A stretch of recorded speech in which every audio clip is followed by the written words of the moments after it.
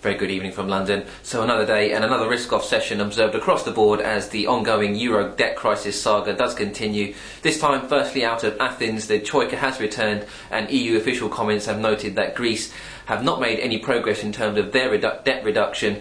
And also spooking the markets is the latest out of Spain. There was a joint statement released citing Spain, Italy and France as saying that the EU summit decisions must be implemented quickly, but later the statement partners, France and Italy, have rejected any notion that there was a joint statement released, so further pouring water on Spanish credibility there. And also noting earlier in the session we saw the Italian two-year yield on the notes hit a record high of 5%, so the contagion fears also increasing, spilling over into Italy.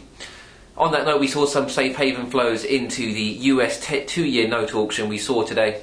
Two-year yield coming at a record low of 0.22% and a significantly high bid to cover, and we've seen 10-year notes on the back of that outperforming the futures space, hitting a record low yield, trading towards those session highs. Elsewhere, in terms of safe haven flows, worth noting that the Bund futures have underperformed slightly following the Moody's changing on the German outlook to negative, and the gilt futures also seeing some performance on the back of that. Sticking with the UK related asset classes, in the currency space, the sterling currency has performed slightly better in relation to safe haven flows, also noting the current flows into the US dollar and the Japanese yen, but worth noting that the UK GDP reading is out tomorrow and is expected to come in at a negative reading on the Q2 advanced number.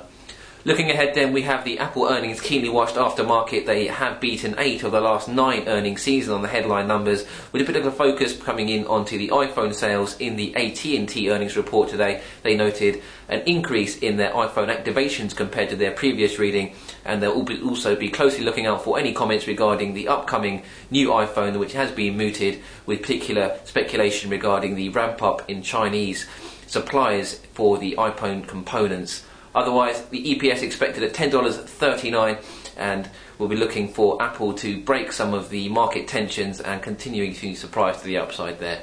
But that's enough from me. Hope you've had a good trading day, and we'll join you bright and early at the usual time tomorrow. Thank you.